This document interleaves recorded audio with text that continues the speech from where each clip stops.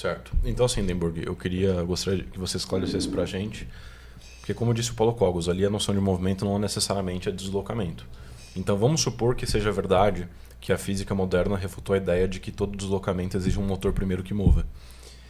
Aplicado às outras espécies de movimento. Então, por exemplo, para Aristóteles você tem um movimento de alteração, você tem um movimento de corrupção, de geração, etc. Aplicado a esses outros conceitos de movimento, você acha que ainda assim o princípio de que tudo que se move é movido por outro é um princípio falso, segundo a física moderna ou contemporânea? Um termo usual em astronomia e física é de transiente, né? Transiente, você pode ter um objeto que ele se muda sem se mover, a cor muda, por exemplo, continuamente, a intensidade do brilho muda continuamente, sem que ele saia do lugar. Então não há necessidade de um movimento. Um transiente é um objeto que muda. Ele não precisa necessariamente se mover, ou nem girar, nem se mover, mudando de posição, né? nem permanecer na mesma posição e mudando de ângulo, nada nesse sentido.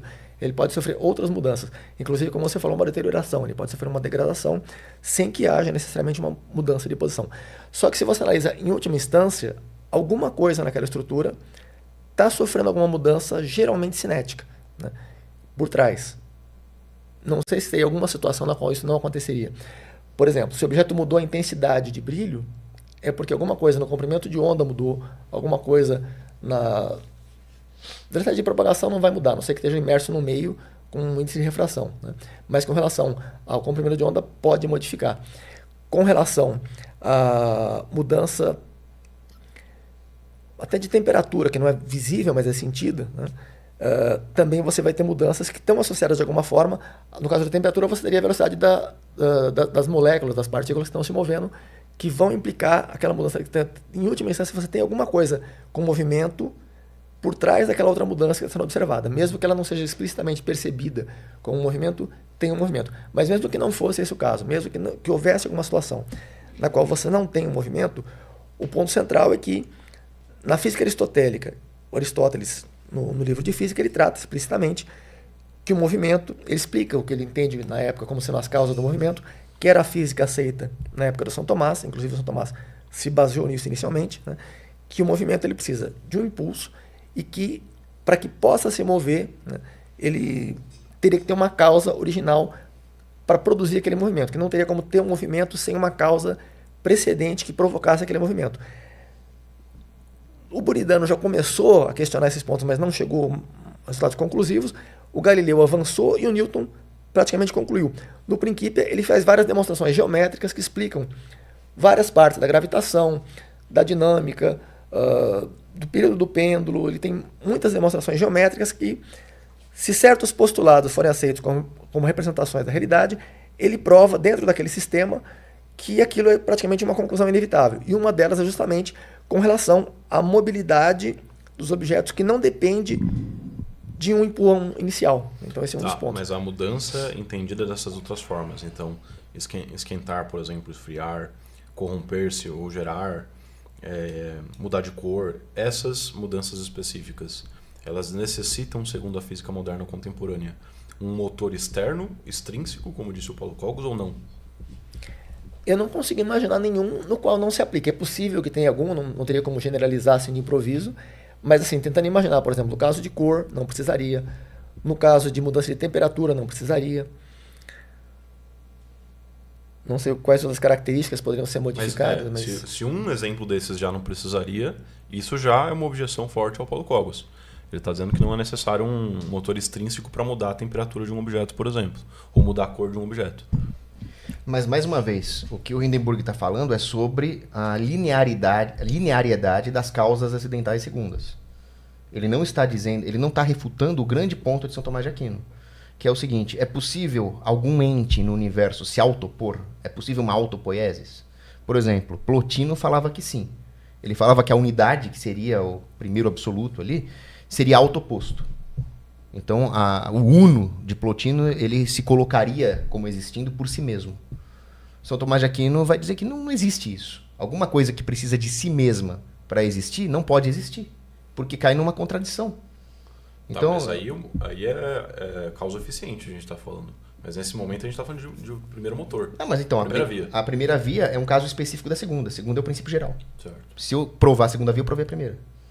Então eu estou dizendo justamente o seguinte: se alguma coisa que precisa existir para existir não pode existir. Isso, na verdade, tem mais uma complicação aí. Não, mas só para terminar o raciocínio, por isso o Thomas Guino vai dizer: Deus precisa ser ato puro. Ele não precisa de si mesmo para existir no sentido de se autoproduzir. Ele é incriado.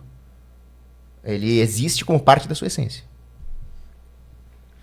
Com relação a essa parte de que algo que precisa de si mesmo para existir implica que não pode existir, não é correto isso. Inclusive, no ZFC, o Zé Melo Frankl, né, quando trata de noções primitivas, para que você possa definir algumas palavras, teoricamente, você teria que definir algumas precedentes que vão ser utilizadas para definir as outras. Só que, na verdade, inclusive você chegou a ler a parte do Guido Zapodisco que comenta sobre isso. Pois Sim. Você pode simultaneamente definir mais de uma palavra, que elas precisam uma da outra para existir, mas que elas podem se complementar mutuamente, uma explicando a outra, inclusive como necessariamente coexistentes. Então, não é uma coisa tão simples, não é uma coisa... Você pode dizer que talvez não seja necessário, mas não dá para afirmar categoricamente isso, não dá para provar isso aí. E mesmo que não fosse assim, como é que você provaria? Não tem uma implicação direta do que você está dizendo, na verdade, né? Como é que o fato de algo precisar de si mesmo para existir não implica necessariamente que isso não exista. Mas isso nem é um ponto relevante, porque é só um comentário. As partes que nós estávamos... Os problemas que ficaram pendentes foram justamente... Né, você comentou desde o início que São Tomás não tentou provar fisicamente, tentou provar metafisicamente. Uhum. Concordo plenamente. Tentou provar metafisicamente, só que aí nós temos aquele problema que eu comentei. Se nós podemos provar metafisicamente, nós estamos renunciando às leis físicas, estamos permitindo o uso de postulados que não foram extraídos a partir da observação da natureza. São postulados que foram escolhidos por outro critério. Nesse caso, tirados da física aristotélica, que não é uma representação fidedigna da natureza.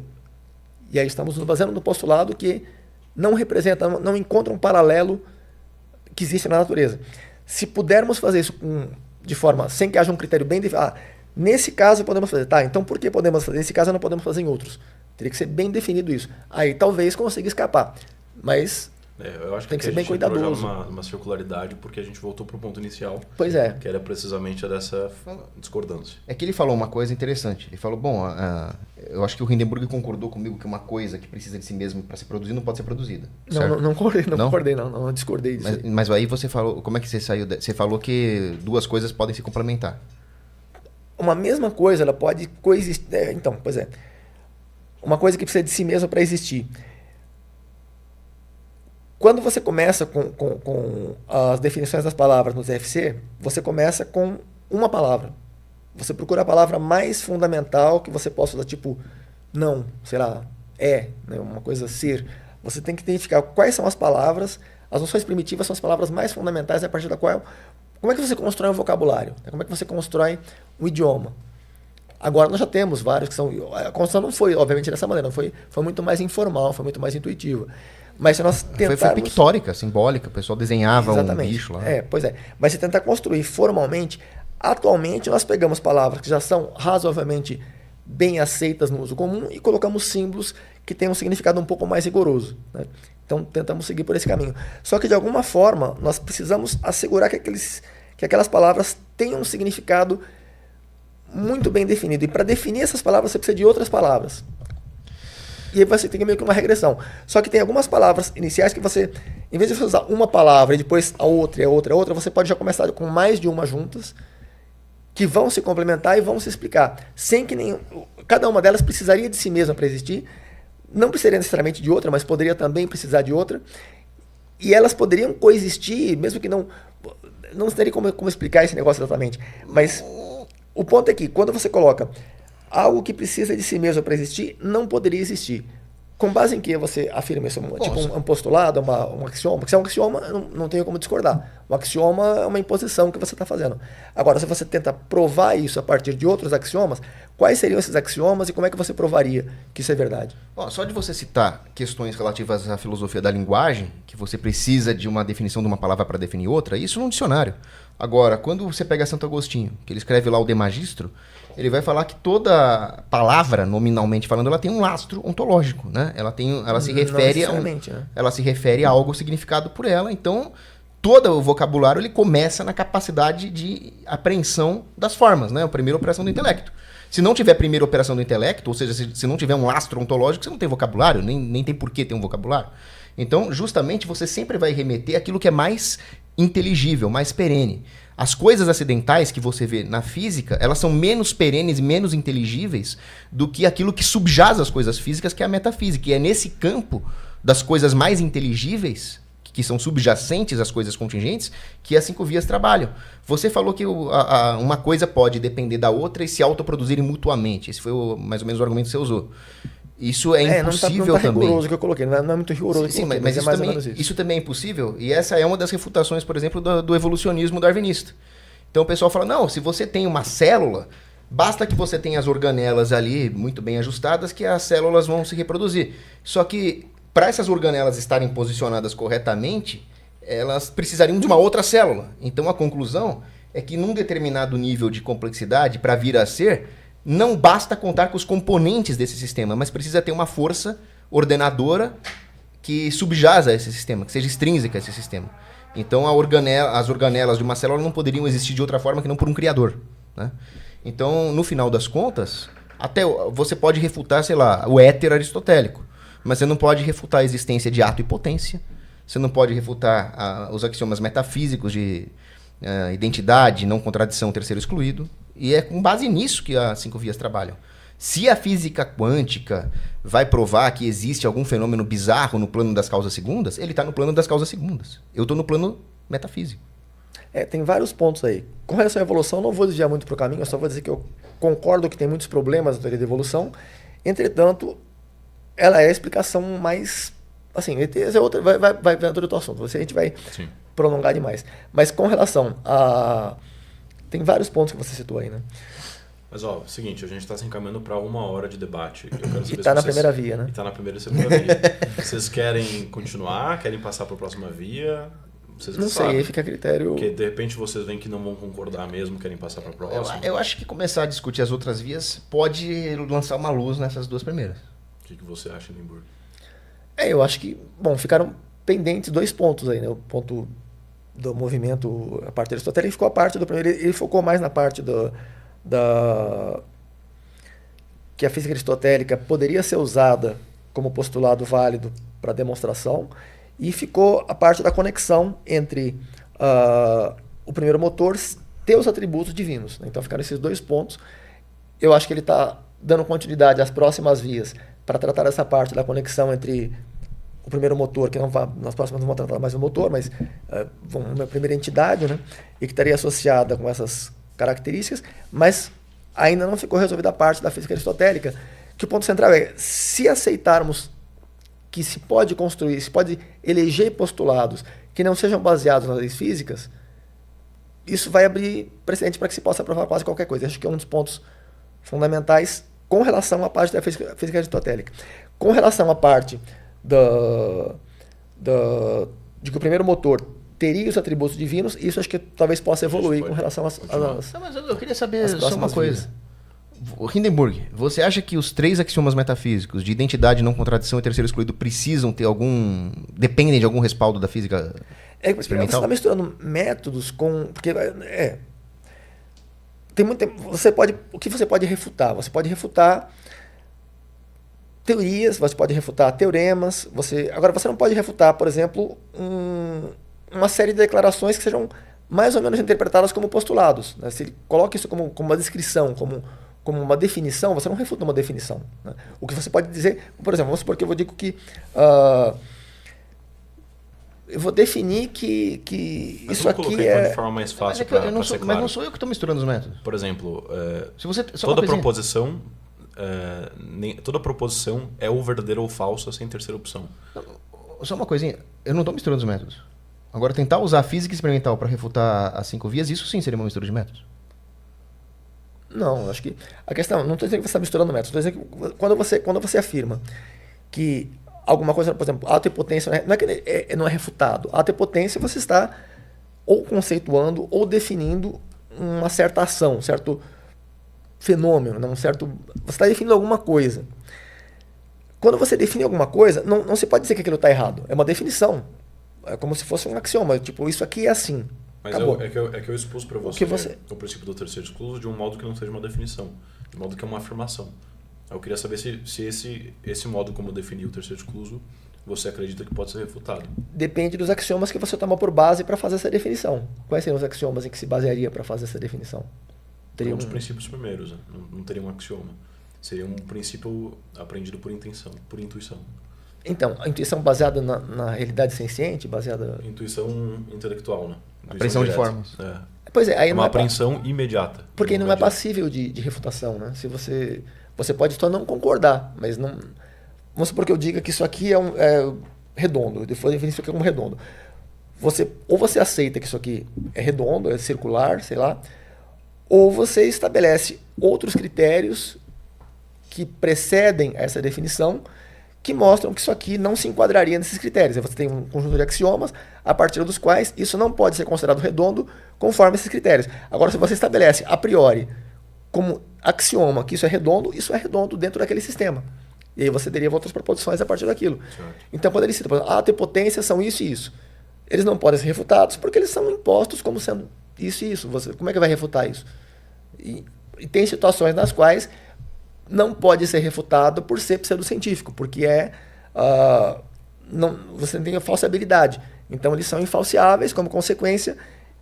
Se não dá para falsear, não dá para refutar, você não vai ter como refutar, não porque seja uma coisa sólida, mas sim porque ele não é passível de testagem, né? Então tem essas situações. Então vamos passar para as próximas vias, então, para ver se esclarece mais as coisas? Uhum. Ok, então vocês acham que 7 minutos para você expor a terceira via e 7 minutos para você sintetizar a sua crítica funcionam?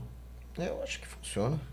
Você precisa de mais ou de menos, você acha? 7 minutos acho que dá. Dá? Dá. Tá, então... Eu acho que talvez nem precise expor, se puder, para poupar tempo. Ele pode começar porque continua havendo o problema do primeiro motor. Não vai ser mais o motor, vai ser a questão da contingência da terceira via, da contingência. É da contingência, né? Qual coisa é da contingência? É porque você vai voltar chegando numa primeira entidade. Né? E essa primeira entidade não é mais o motor, mas essa entidade seria Deus. Como é que você... Talvez seja importante só para o público entender. Talvez de forma sintética você expor. Tá. Pode ser, talvez, sem cronômetro, se você preferir. Só... Não, mete 7 minutos. Eu gosto de tomista adora a hora. Tá bom, então 7 minutos, por gentileza, no cronômetro. E aí, quando chegar no fim, faz igual o Enéas, né? Acabou o meu tempo! Então, a ideia é a seguinte.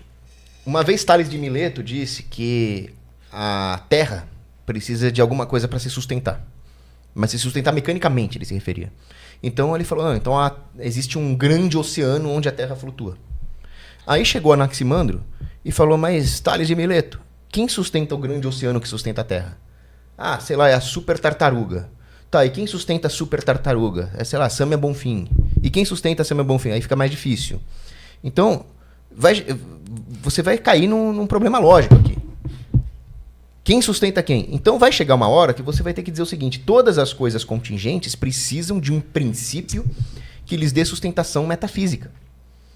Ou seja, todas as coisas que podem ser experimentadas são contingentes.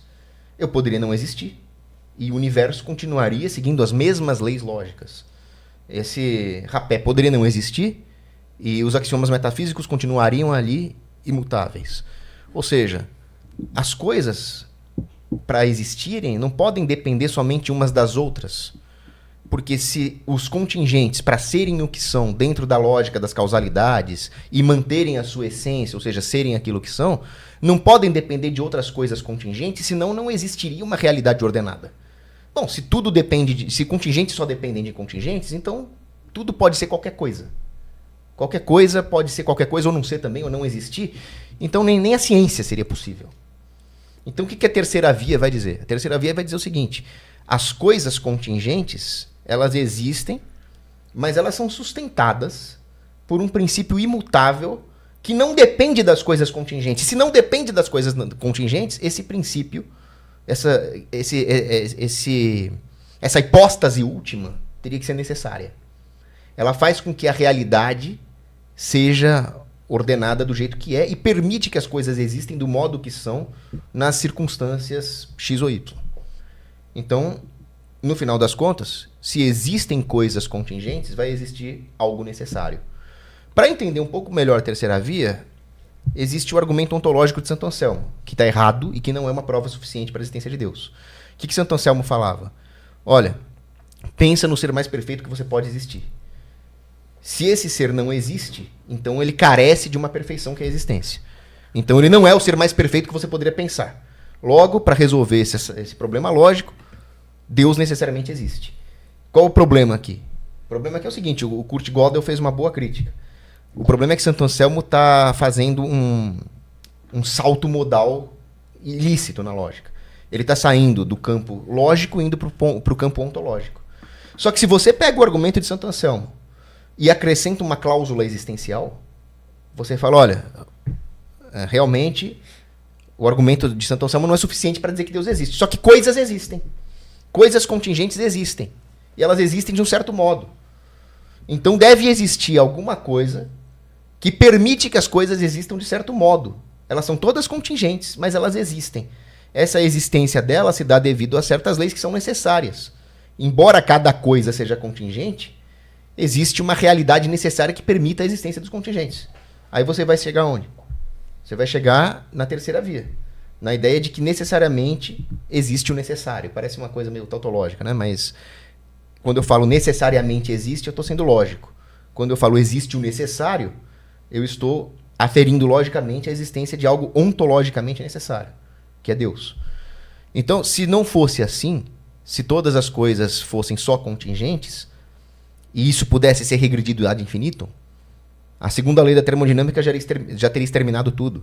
O grau de desordem já seria infinito. Então, existe algo subjacente a tudo que faz com que tudo mais exista. Em outras palavras mais simples, não existe nada nas coisas contingentes que seja um princípio causal de si mesmos. O universo não encerra em si mesmo um princípio causal de si mesmo. Ele precisaria de algo para além. E é isso. Excelente. Então, agora o Hindenburg tem 7 minutos para sintetizar a sua crítica na terceira via. Basicamente a crítica é a mesma que para a primeira, mas tem alguns pontos aí, por exemplo, com relação ao Santo Anselmo, eu acho que a demonstração dele, na verdade, é um pouco até mais... Ela tem a vantagem de ser mais sintética, ela tem a preocupação com os atributos, porque se a tese dele fosse verdadeira, automaticamente essa entidade teria os atributos que ele propõe. E o que eu vejo como problema principal não é o que ele mencionou, não sei se o Guido também interpretou como esse problema, eu sei que o Guido seguiu uma linha muito parecida com a de Santo Anselmo, né? E não a de São Tomás. Inclusive, isso até é um indicativo de que, na visão de Guido, era mais promissor o caminho de Santo Anselmo, senão ele teria escolhido aprimorar e tentar extrair alguma coisa pelas vias de São Tomás.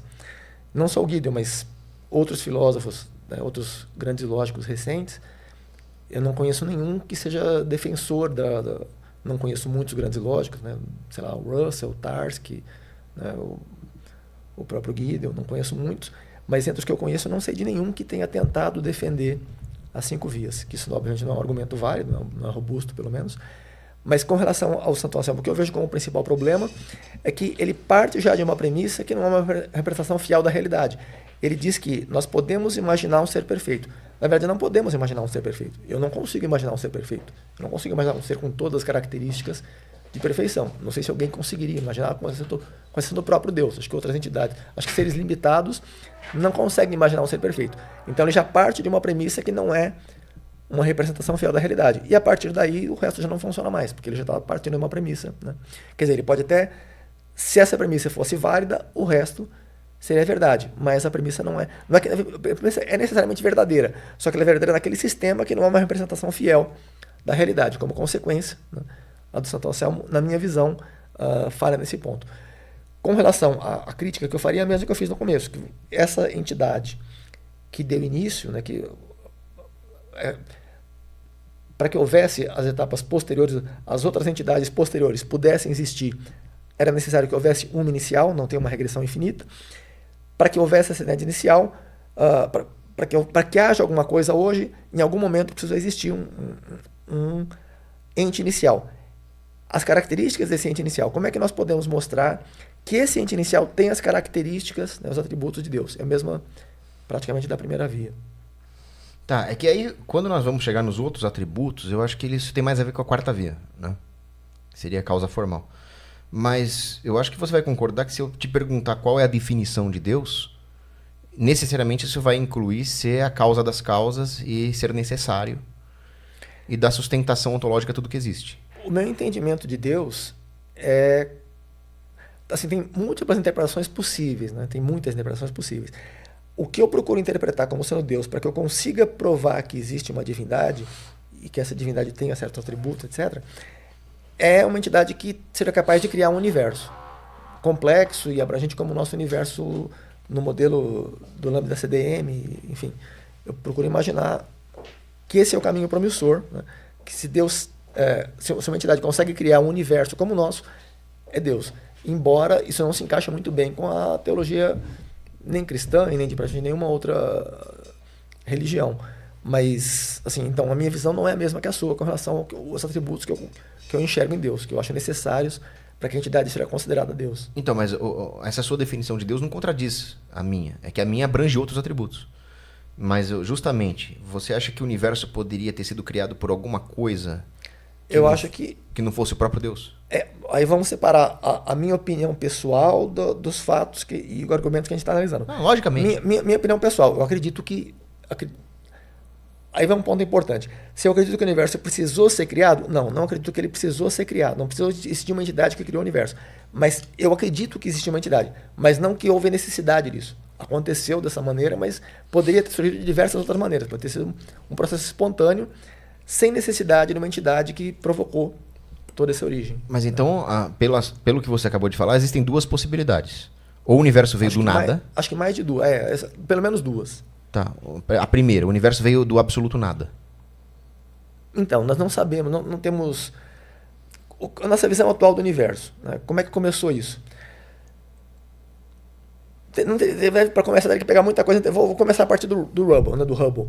O Hubble, em 1929, ele fez algumas pesquisas sobre a medida em que, na verdade, o Lemaitre e o Friedman, em 1922, ele usou a teoria da relatividade geral para investigar como é que seria o comportamento. Algumas equações que o Einstein não conseguiu resolver, o Friedman e o Lemaitre resolveram de forma independente. O Lemaitre em torno de 1923 e publicou em 26, e o Friedman em 1922. Que para que as equações da relatividade geral descrevessem o nosso universo físico, seria necessário que esse universo ou estivesse em expansão ou estivesse em contração, e se tivesse uma constante com um valor muito bem definido, muito refinado, ele seria estático. Então seria muito mais provável que tivesse ou em expansão ou em contração. O Lemaitre, ele chegou, não só o Lemaitre e o Friedman trataram da parte teórica, e o Lemaitre e o Hubble trataram da parte experimental. O Lemaitre tratou das duas coisas, tanto a experimental quanto a teórica. O Lemaitre, ele provou a parte matemática, né, do modelo, e também ele fez um estudo com um número menor. O Lemaitre acho que usou 7 ou 8 galáxias no estudo dele, o Hubble acho que foi 25, 26. Eles colocaram a distância calculada a partir do período das cefeidas e compararam com o desvio para o vermelho. E dava uma reta de regressão com uma correlação razoavelmente forte. Ambos chegaram à mesma conclusão: o universo está se expandindo em vez de estar se contraindo. Isso acontece porque, à medida que a galáxia está mais distante, ela tem uma velocidade de recessão maior. Exceto a Andrômeda, que tem desvio para o azul, e poucas outras que têm desvio para o azul. A grande maioria tem desvio para o vermelho.